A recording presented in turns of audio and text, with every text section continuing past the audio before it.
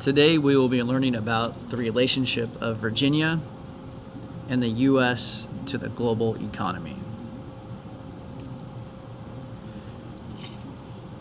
Virginia and United States businesses have become multinational in their quests for resources, markets, and profits. This simply means that companies are not just inside the United States now. For instance, Starbucks, which makes coffee, they might be getting their coffee beans from Ecuador, Guatemala, could be coming from Ethiopia. They're bringing them to the United States, they're brewing them. They're also doing sales in Canada. It's a global economy. Things simply are not done just inside the United States anymore. Another big thing that's happened in recent decades, the U.S. government has worked to reduce barriers to international trade. Free trade increases worldwide material standards of living.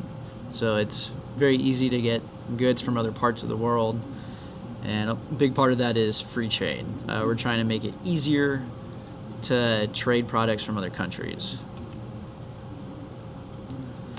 The gains from free trade are not distributed equally, and some individuals or groups may lose more than they gain when trade barriers are reduced. For instance, a company in the United States might decide to open up a call center in India, which means they're going to lose jobs in the United States.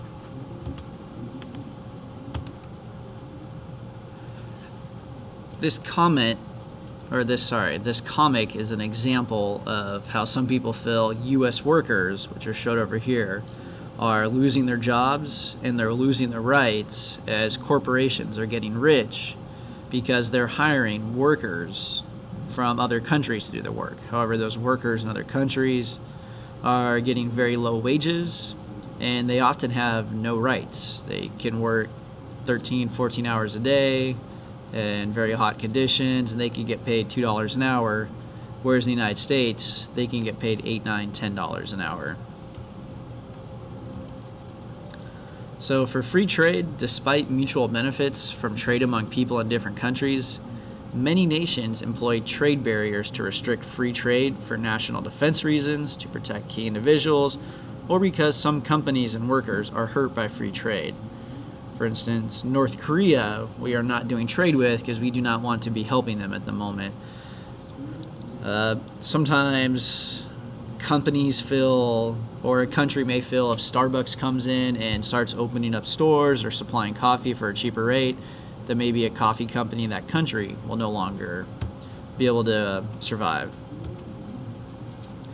Here are some of the trade agreements that the United States is part of. The biggest one is the North American Free Trade Agreement. This created a free trade zone of Canada, Mexico, and the United States, intended to eliminate trade barriers, promote fair competition, and increase investment opportunities. Some people say there are negative results of it. Some feel that there are low wages and poor working conditions for foreign workers and loss of jobs in America. Essentially, there have been some companies that in the United States that felt it was too expensive to be here. They closed their shops and they went to Mexico where the labor is cheaper.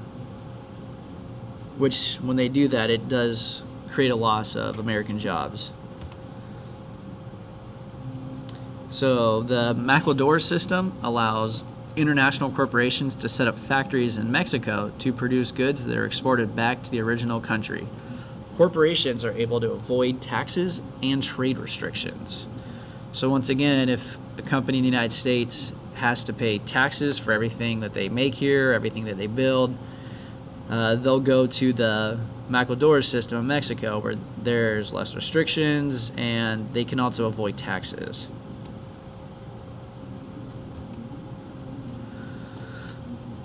Another thing is WTO, which is the World Trade Organization.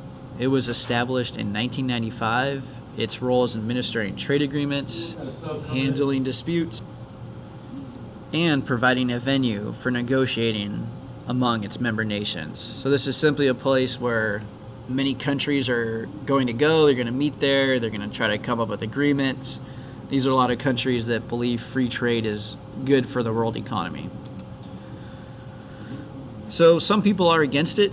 They feel it promotes worldwide deregulation, environmental degradation, and widens the gap between the rich and poor countries.